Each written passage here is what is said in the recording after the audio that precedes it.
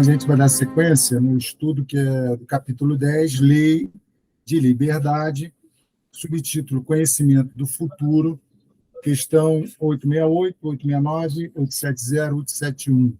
Tá certo isso, Soninha? Isso, 868, Norminha, isso, querido. Tá isso. certo. Tá, então, vamos lá. Certo. Iniciando aqui, então, a questão 868 diz o seguinte: o futuro pode ser revelado ao homem. Aí a gente já para e respira, né?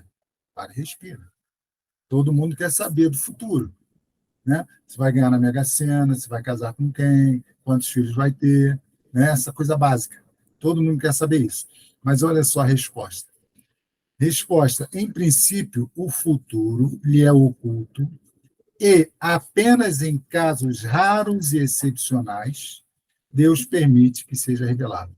Então, não é para besteira, não é para saber qual o tipo de pizza que você vai pedir, não é nada disso, né? E se a gente olhar na história da humanidade, em algum momento, lá atrás, com Moisés, as comunicações foram proibidas, né, para evitar essa banalização, essa coisa. O cara não faz mais nada na vida, fica esperando uma resposta do oráculo. Não, o cara vai me dar uma resposta positiva, vou aguardar, disse que vai acontecer, não faço mais nada.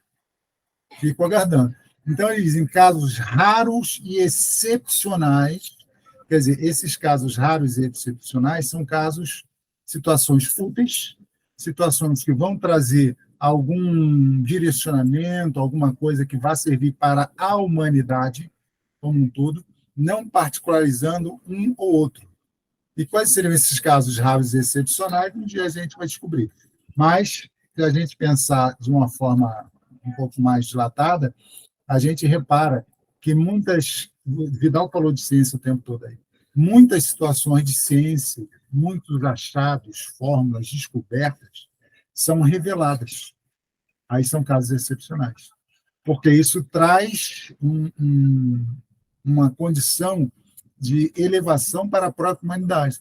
Nós tivemos aí, o Vidal falou em telefone, falou de um monte de coisa, década de 30, né?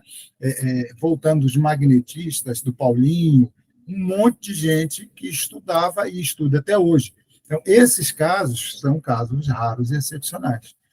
O meio é sempre ajudar, auxiliar todos aqueles que estão caminhando desse lado e também do outro, né? Porque hoje a gente está aqui, amanhã a gente está lá, tá certo?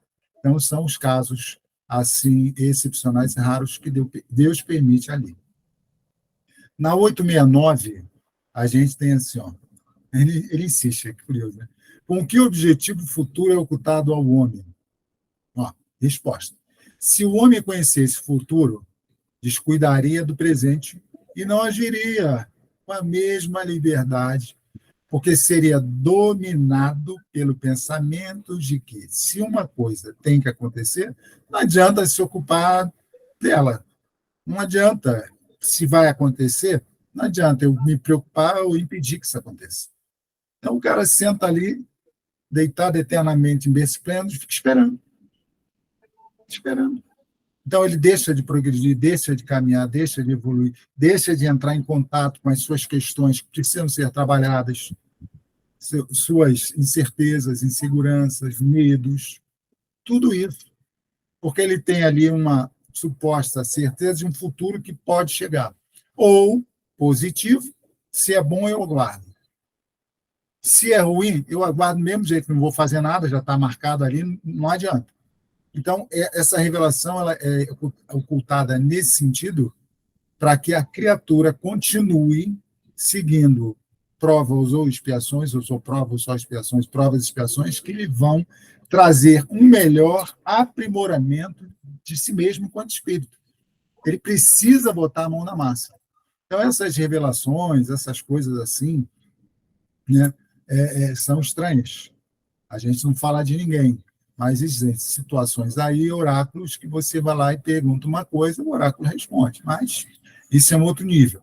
E tem um detalhe interessante, no segundo parágrafo, aqui, ó. Deus não quis que o homem conhecesse o futuro, a fim de que cada um pudesse contribuir para a realização das coisas. das suas coisas e de todas as coisas. Porque nós vivemos em comunidade, nós vivemos em família, em sociedade, uma grande família humana.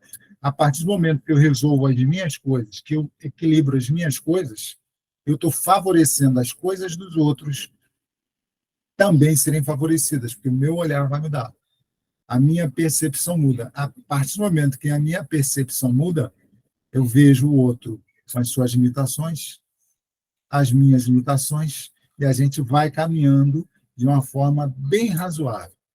Aí conclui, e até mesmo daquelas que desejaria se opor, aquilo que ele não quer saber, não quer ver. Assim, o homem mesmo prepara, sem desconfiar disso, os acontecimentos pelos quais passará no curso da existência. Plantou, colhe. Lei de ação e reação. Se você fez algo ali que favoreceu a lei, contribuiu de alguma forma, a sua colheita será benéfica. Se o contrário se deu, você vai colher o que plantou.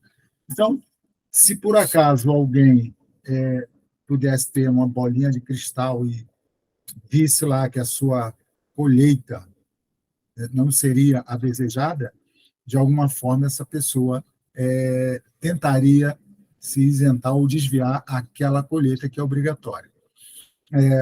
A gente ouve falar por aí, né, situações assim, de heranças. Eu vi isso, não sei onde que eu vi. Herança. A pessoa está esperando uma herança de família.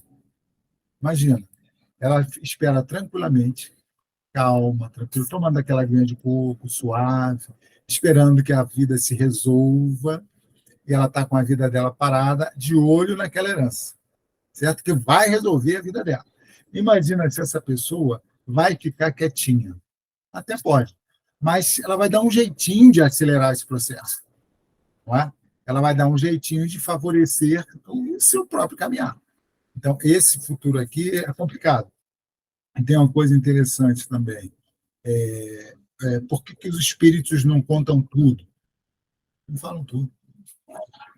Está lá no Evangelho, né, no Consolador Prometido, que o Cristo enviará um Consolador Prometido, que, além de relembrar o que ele disse, vai trazer o que não foi dito.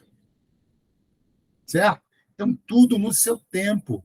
Não pode, por questões de egoísmo, vaidade, querer saber, antecipar algo que eu não estou preparado para receber, que eu não estou preparado para entender.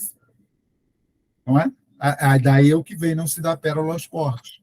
Então, essas revelações, segundo a espiritualidade superior, elas acontecem de acordo com o tempo certo. A própria revelação, a própria codificação chegou num momento, no século XIX, em que o mundo, que a humanidade já estava caminhando mais fortemente no entendimento da ciência, para que os fenômenos que viessem a ser estudados pudessem ser estudados com um certo entendimento, ainda que lá no século XIX. A Vidal acabou de colocar isso aí. A cidade espiritual, o ônibus voador, né? Tal. Então, a gente caminha de acordo com as nossas possibilidades. Antecipar nem sempre é favorável. Né? Eu, por exemplo, Mega Sena na virada, eu descobri que vou ganhar na Mega Sena na virada. Olha só, a gente está em fevereiro. A Mega Sena na virada é em dezembro. Eu já vou começar a gastar por conta. Hein? Olha isso. Já alterou todo o meu processo. Tudo aquilo que eu tinha ainda de caminhada para aprender, para melhorar, para purificar, para deixar de lado, para fazer a questão do perdoar-se, do perdoar, compreender, eu vou deixar de lado, porque agora eu sou milionário, não quero saber, vou andar de helicóptero. Já era. Beth gostou. Já era. Acabou ali, ó. A minha encarnação foi. Eu estava indo bem, estava com a mão no 10. Aí chega nesse momento, olha, cara, você vai ganhar na Mega na virada 500 milhões sozinho. Pô, mas é fevereiro. Não, tá certo, dezembro é teu. Gente, acabou. Olha o quilate que o espírito tem para aguentar isso. Nossa, compra helicóptero, compra iate, vai no Cibrão. Mergulha na matéria de vez, se acaba na matéria. Entende? Então, essas revelações são complicadas. na questão 870, ó. Mas se é útil para o homem que o futuro permaneça oculto, de novo, porque Deus permite que algumas vezes seja revelado. O cara já respondeu. Mas o espírito superior tem paciência.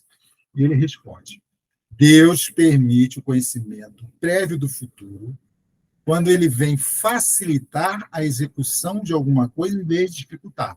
O exemplo que a gente deu da ciência, do saber, que vai nos trazer mais conforto na vida, né? Obrigando o homem a agir de modo diferente do que faria se não tivesse esse conhecimento. Além disso, muitas vezes o conhecimento do futuro também é uma prova para o homem. Acabei de dar um exemplo, né? Se eu ganhasse na Mega Sena, eu já tinha dançado aqui nessa prova, certo? A perspectiva de um acontecimento pode despertar pensamentos mais ou menos bons. No meu caso aqui, nenhum deles era bom no sentido de evolução, né? Agarrado na matéria. Se um homem fica sabendo, por exemplo, que receberá uma herança com a qual não contava, esse fato pode despertar nele um sentimento de cobiça, pela perspectiva de aumentar seus prazeres terrenos, pelo desejo de possuir mais cedo a herança e até mesmo, olha que coisa interessante, desejar a morte daquele que vai lhe deixar a fortuna. E isso aqui a gente vê também, essa questão aqui, do tramar contra a vida daquele que vai deixar a herança, nos romances espíritas. Está cheio. Né? Aquelas tramas, aqueles enlaços, o cara deu veneno, botou não sei o quê, deu um toquezinho, o cara caiu no rio, sabe? Ah, foi sem querer e tal. Por causa disso aqui. Ou então, essa perspectiva despertará neles bons sentimentos e pensamentos generosos. Essa segunda parte aqui, o cara tem que ser um espírito já com bons pensamentos, com bons entendimentos no coração. E tanto ganhar ou não o dinheirão, para ele tanto faz. O cara já ultrapassou essa coisa da mesquinhez, do egoísmo, sabe, da cobiça, da vaidade, do agora você sabe com quem está falando, o cara vai se sentir poderoso. Então, para que a gente chegue aqui, despertar bons sentimentos e pensamentos generosos, o cara já deve ter ultrapassado isso. Porque senão vai ser uma prova bem complicada. E aqui no livro dos Espíritos no Evangelho, coloca ali a prova da riqueza e a prova da pobreza. E ele coloca a prova da riqueza como uma das mais difíceis, que vai exatamente despertar esses sentimentos que estão ali amortecidos, escondidos, estão ali debaixo do tapete. Não resolvi, estão lá debaixo do tapete. A partir do momento que vem o ventilador da herança, derruba, ele leva aquilo tudo, expõe, na verdade, aquilo que eu estava escondendo por não ter oportunidade de colocar-me acima dos outros. Agora eu posso. Então, é complicado por isso. Caso a previsão não se cumpra, continuando na questão, tá? Caso a previsão não se cumpra, ele enfrentará outra prova, a maneira pela qual suportará a decepção. Mas nem por isso ele deixará de ter o mérito ou o demérito pelos pensamentos bons ou maus que a expectativa de receber a herança lhes despertou. Então, é um troço interessante, porque a gente vai reparando, na realidade, as sombras que ficam guardadas em nós, no primeiro gatilho que vem, elas explodem. Mas não é para a gente sair passando por cima de todo mundo, é para que a gente olhe para aquilo e perceba, aquilo ali precisa ser trabalhado. Se eu tenho mais recurso, eu também tenho mais recurso para trabalhar aquilo. Eu vou procurar mais situações onde eu poderei ser ajudado, mas às vezes a gente não pensa desse jeito. Questão 871. Visto que Deus sabe tudo, deve saber também se um homem fracassará ou não numa determinada prova.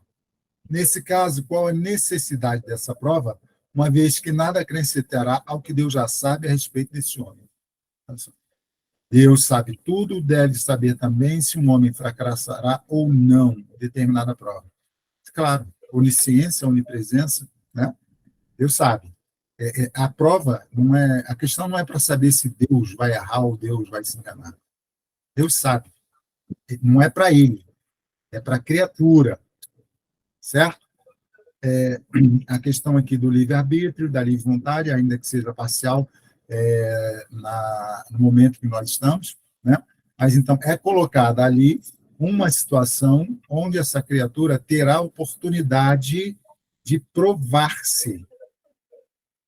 Resposta. Isso é o mesmo que perguntar porque Deus não criou um homem perfeito e acabado. Questão 119. Ou porque o homem passa pela infância até chegar à idade adulta. Questão 379. A prova não tem por objetivo esclarecer a Deus sobre o mérito desse homem, porque ele, Deus, sabe perfeitamente o que ele, homem, vale. A prova tem por finalidade dar ao homem toda a responsabilidade de sua ação, já que ele é livre para fazer ou não determinada coisa. Toma, meu filho, segue aí, vai daí, dá teu jeito, se vira. Eu sei quais são os possíveis resultados. Deus sabe. Eu fiz o papel de dizer aqui. Deus sabe. Então, ele dá ao cidadão a oportunidade de caminhar. Lembrando que Deus não condena, não julga. Mesmo que esse cidadão escolha um caminho que não permita o seu progresso mais acentuado, que ele escolha um caminho com letreiros luminosos, com desvios, tal, Deus não vai julgar ele. Porque já sabia de antemão o que iria acontecer. Mas é preciso que a criatura experiencie no seu ser, no seu íntimo, todas as oportunidades para que ele possa, com mérito, dizer, eu venci. Não é? Então, não é provar nada para Deus, mas a criatura seguir. Veja, cadê? Podendo o homem escolher entre o bem e o mal, ele pode escolher entre o bem e o mal. Ele pode. A prova tem por finalidade colocá-lo frente a frente com a tentação do mal, deixando-lhe todo o mérito da resistência.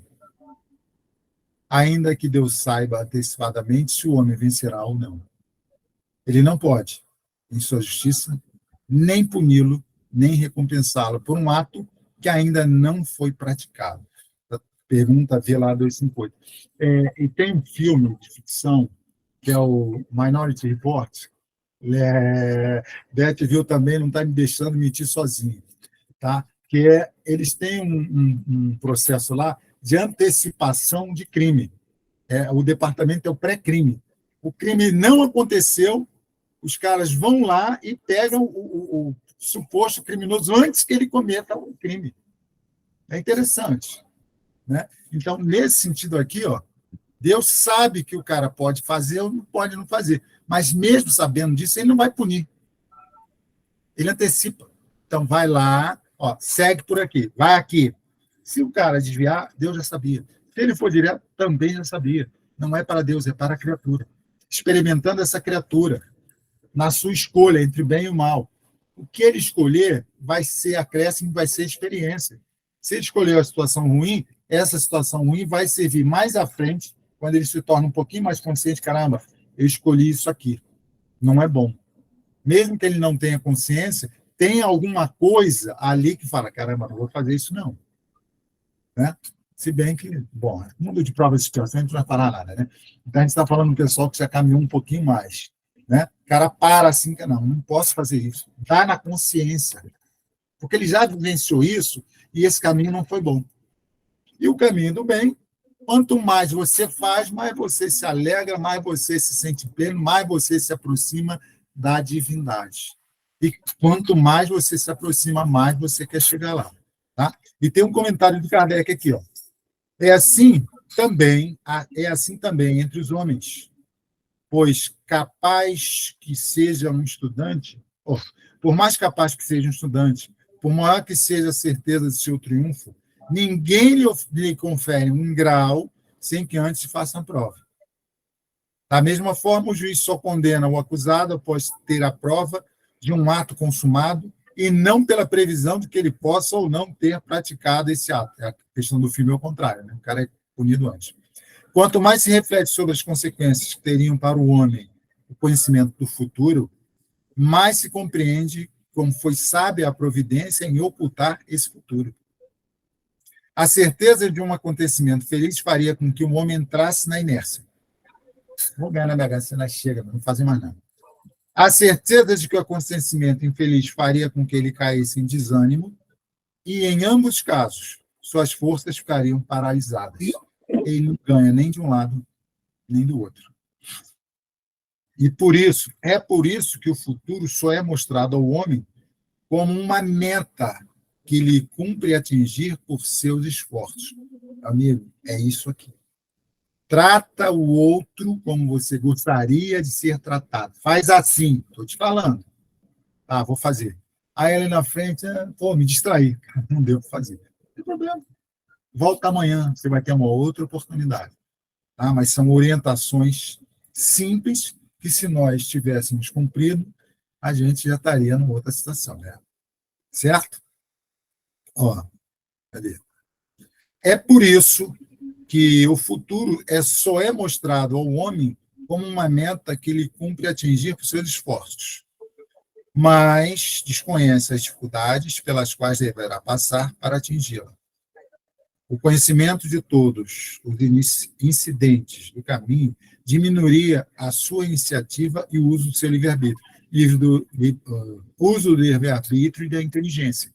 A capacidade de se movimentar dentro de uma dificuldade. A capacidade de se ligar a essa divindade, a esse Pai, no momento da dificuldade. Ter a certeza que o amparo está ali. Então, ele precisa desse caminhar. O homem se deixaria arrasar pela fatalidade dos acontecimentos sem exercitar suas aptidões. Abateu. Quando o sucesso de alguma coisa está assegurado, ninguém mais se preocupa com ela. Eu sei que eu vou ganhar na Mega Sena. Tchau, grupo. Tchau, todo mundo. Daqui a um ano a gente se vê, mando foto pelo WhatsApp, acabou. Perdi. Esses momentos são importantes para que a gente cresça e apareça. Bom, minha gente, eu vou parar por aqui para dar tempo para a Norminha também falar um pouco e quitar seus débitos. Boa noite a todos. É isso, querido. Então, queridos irmãos, nós vamos, então, dar prosseguimento com o resumo teórico do móvel das ações humanas. É uma abordagem feita por Kardec nessa questão 872.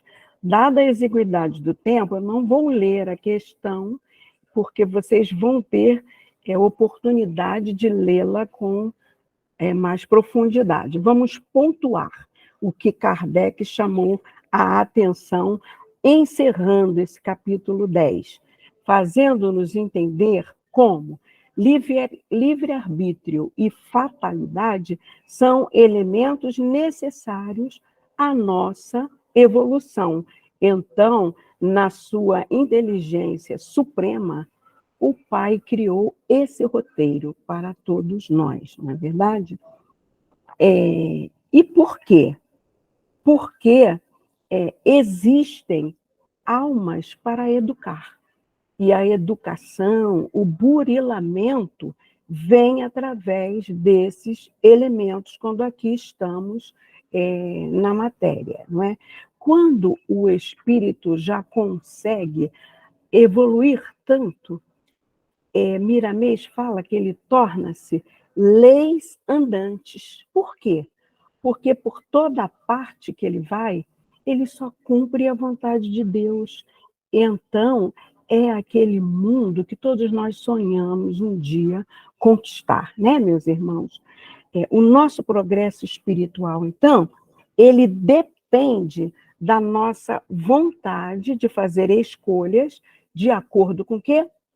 Com as leis de Deus.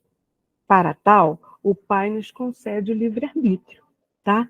Para o exercício dessa nossa liberdade de pensar, para fazermos escolhas certas para evoluirmos, não é? Se errarmos também, como o Celso bem falou, o Pai sabe que nós estávamos sujeitos ao erro e novas oportunidades, por sua misericórdia, virá para os espíritos, né?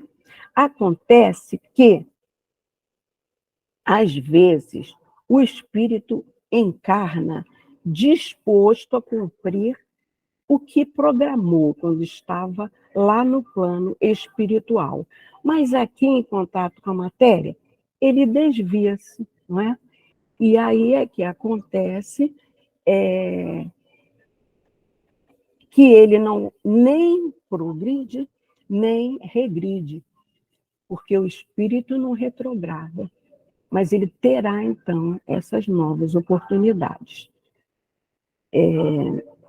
Assim, nossos atos foram previamente determinados em termos, não é?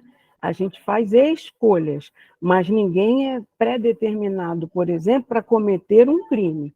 Isso não, botando isso como uma sentença de destino. Isso não. E por quê? Ele pode escolher por prova, não é? Ou por expiação, uma existência em que seja arrastado ao crime, entendeu? Quer pelas circunstâncias, quer pelos meios em que ele vive. Vamos esmiuçar isso para a gente entender melhor, né? A prova, ela vem a ser aquilo que serve como um teste para o espírito. Não tem nada a ver com débitos pretéritos. Já a expiação, sim, tem a ver com débitos pretéritos. Agora, se o espírito é influenciado pelo meio, por exemplo, ele quer testar se realmente ele está ali cumprindo as leis de Deus. E aí ele faz um planejamento para reencarnar numa comunidade, onde a violência predomina. É uma prova difícil para ele. Se ele vencer, ótimo. E no caso da expiação, eu trouxe um exemplo a semana passada que a gente é cabível repetir agora. Ele foi assassino e ele escolhe, antes de reencarnar, no seu planejamento, a vir a ser um policial. Entendeu? Ora, é como estar assim no fio da navalha, né? É um gênero de prova muito difícil, porque ele tem que fazer julgamentos muito imediatos. Se ele, quando está em ação, ele envida todos os esforços, não é, para atenuar o que ele vai fazer com o meliante lá, ele cumpriu bem a prova. Agora, se num último ímpeto ele tem que atirar, porque é para defender a sua própria vida, não é? Ele vai ter atenuantes. É o código moral da vida futura, que a gente vê lá no livro O Céu e o Inferno. Agora, se ele deixa vir lá da sua profundeza aquela sombra de assassino, e ele começa a eliminar a torta e a direita em ação, aí vem o agravante, né? E ele acaba virando notícia, né? Com denúncia na imprensa. Então, o espírito exerce o livre-arbítrio quando desencarnado ao escolher o que provas ele vai passar na sua existência. E quando está encarnado, a faculdade dele ceder ou resistir a essas boas e más tendências. Daí a orientação do mestre. Vigiai e orai, né, meus irmãos? É importante o espírito encarnado estar se dedicando ao estudo, entendeu? Da natureza moral contida nas leis de amor do nosso Pai Maior, porque lhe trará transformação e progresso se ele colocar em prática o que estudou. Lei fundamental: amar a Deus sobre todas as coisas e ao próximo como a si mesmo. E aí Kardec esclarece que essas escolhas das provas que o espírito vivenciará na matéria depende basicamente do seu grau de evolução. Então, pessoas como a maioria de nós, muito imperfeitas ainda, meus irmãos, a nossa responsabilidade é muito menor do que aqueles espíritos que já estão evoluídos, que vêm em missão, como o nosso querido Chico, não é? que cumpriu muito bem uma responsabilidade imensa na caridade, além de psicografar mais de 1.400 livros, né? É indubitável a obra que esse homem realizou, e com isso ele revelou-se um médium completista, não é? Aproveitou todas as oportunidades construtivas que a encarnação lhe propiciou. Mas existem aqueles também, meus irmãos, que vêm com a missão, não é? E depois desviam-se do caminho. Acabam falindo porque cederam à influência da matéria. Então, o seu comprometimento é muito maior.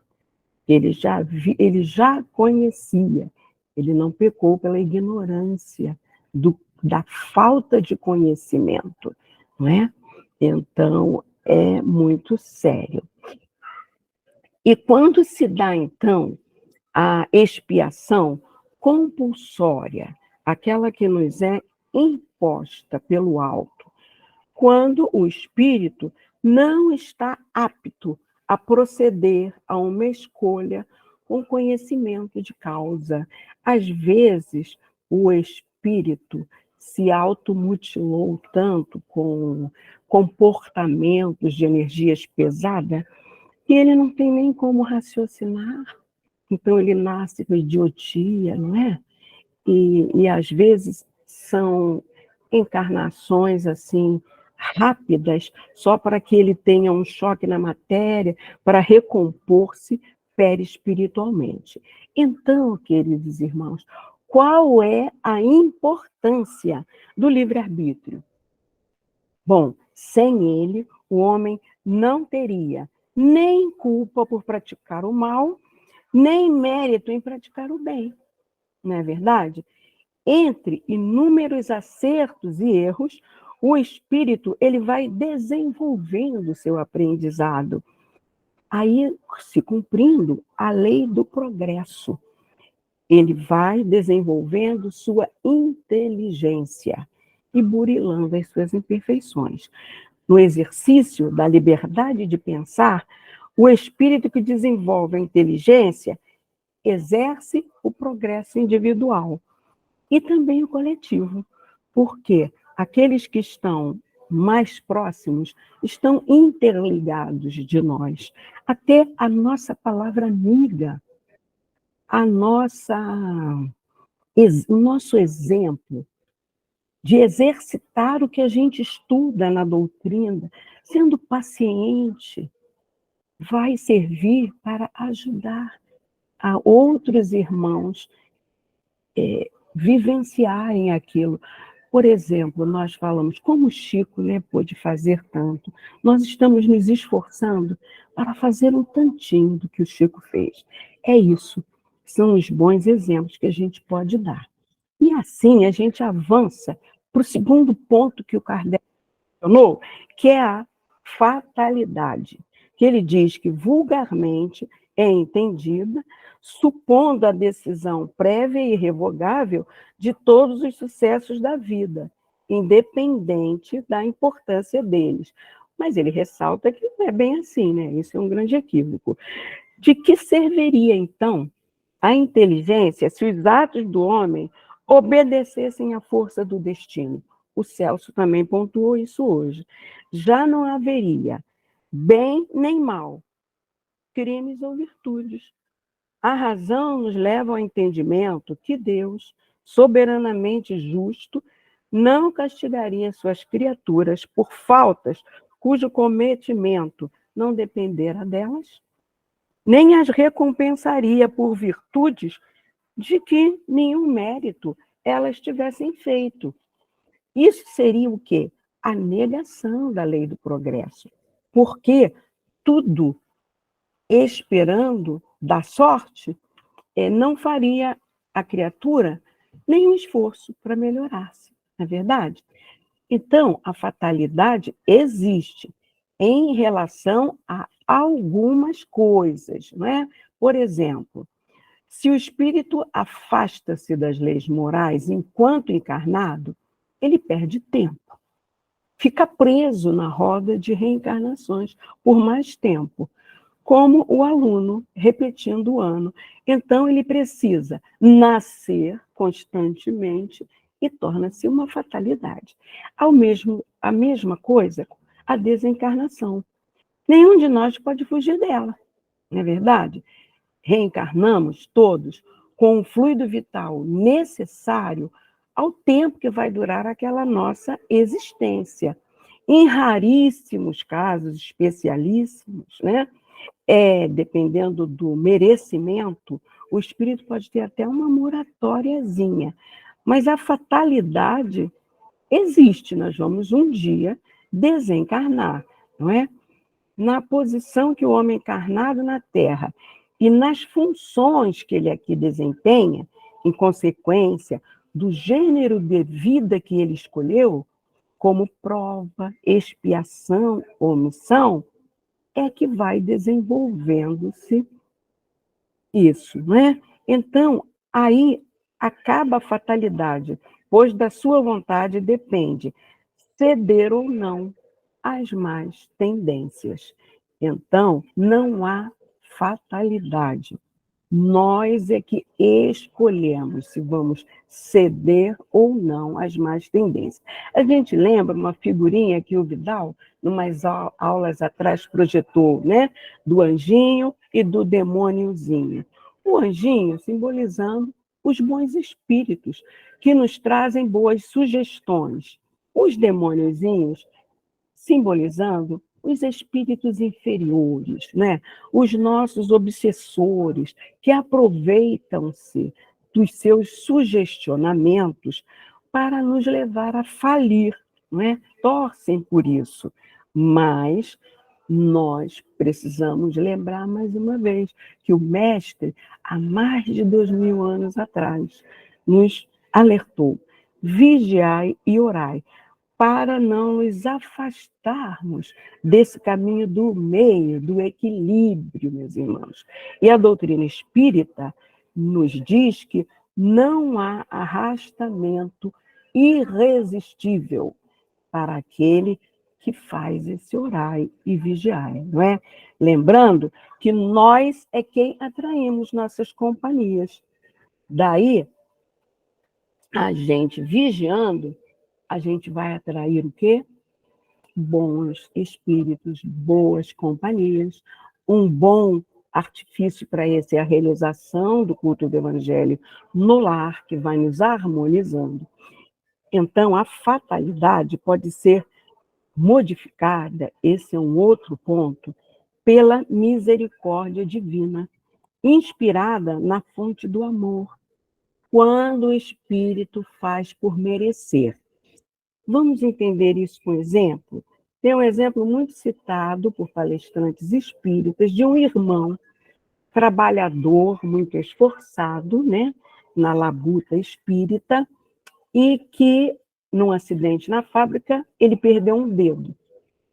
E ele começou a querer se questionar, né, por que ele, que era tão dedicado, acabou perdendo um dedo, né? E até as pessoas que conviviam com ele também faziam esse mesmo questionamento. Então, veio uma comunicação que trouxe a clareza da justiça divina. Era para ele perder a mão, porque no pretérito ele judiava, ele esmagava a mão dos seus subordinados.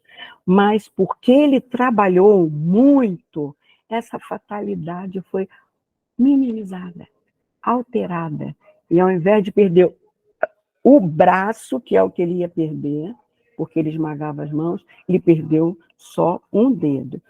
Portanto, quem faz a fatalidade são os erros, os procedimentos inferiores, as paixões que ficam registradas na consciência do espírito imortal. Paulo de Tarso, lá em Romanos, capítulo 7, versículo 17, diz: neste caso, quem faz isto não sou mais eu, mas o pecado que habita em mim. E Kardec lembra que o nosso pedagogo divino, nosso mestre, deixou-nos o recurso da oração dominical. Mais especificamente, no verso que diz: não nos deixeis sucumbir à tentação, mas livrai-nos do mal. Então, oremos. Enfim, nós passamos a entender como esse arquiteto do universo programou a evolução das criaturas. O espírito encarnado no planeta Terra, de provas e expiações, ele é como o aluno, né? Matriculado na escola. Se não estudou, não se esforçou, permanece, né? Na mesma série, ou seja, no mesmo estado evolutivo, porque o espírito não retrograda, como dissemos outrora. O espírito encarnado está, portanto, mergulhado numa profusão de sugestionamentos, meus irmãos. Se ele vence as sugestões dos espíritos imperfeitos, que delas se aproveitam para tentar fazê-lo sucumbir na luta em que se empenhou para burilar suas imperfeições, ele se eleva cada vez que ele vence, não é? Agora, se ele fracassa, ele permanece o que era, nem pior, nem melhor. E terá, por misericórdia de Deus, que recomeçar em nova existência. Bom, quanto mais o espírito se depura, meus irmãos, tanto mais diminuem os seus pontos fracos.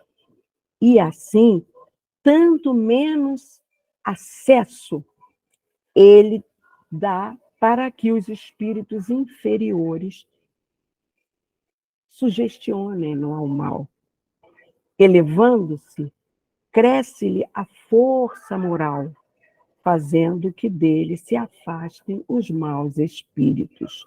Então, a gente sabe que quando a pessoa vibra no bem, o espírito inferior é rechaçado pela luz que emana daquele espírito que está sempre buscando esse ponto de equilíbrio, vibrando no bem, não é? Como o nosso planeta ele é de provas e expiações, nele se conta um maior número de espíritos maus do que bons, meus irmãos. Daí tanta perversidade que nós presenciamos. Também a gente sabe que ninguém fica bonzinho porque desencarnou. Então, a quantidade de espíritos desencarnados inferiores é muito maior do que dos espíritos bons, não é verdade? Daí tanta influência negativa. Assim, o que a gente pode fazer? Esforcemo-nos no cumprimento das leis morais do Pai, para daqui sairmos mais evoluídos, para merecemos repousar em um mundo melhor. E o Kardec conclui, um desses mundos privilegiados, onde nos lembraremos da nossa passagem por aqui, senão como um exílio temporário. Quer dizer, por misericórdia de Deus, tudo passa. É isso, queridos irmãos.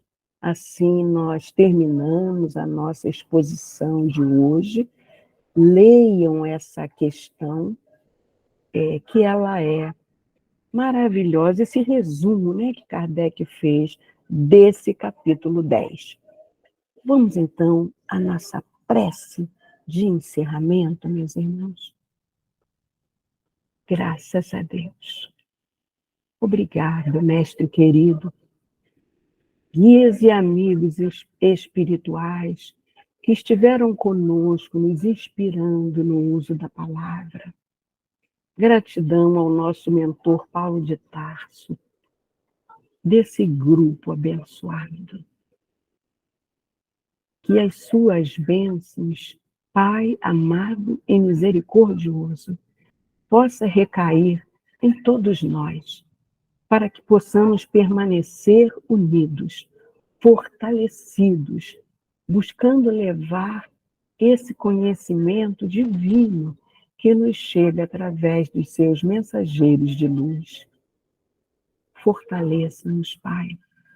Fortaleça essa humanidade tão sofrida, tão necessitada de vossas bênçãos. Sede conosco. E assim, felizes e agradecidos, te pedimos, Pai amoroso e bom, muita proteção e a devida permissão para encerrarmos o nosso estudo de O Livro dos Espíritos de hoje, dando juntos graças a Deus. Muita paz, minhas irmãs.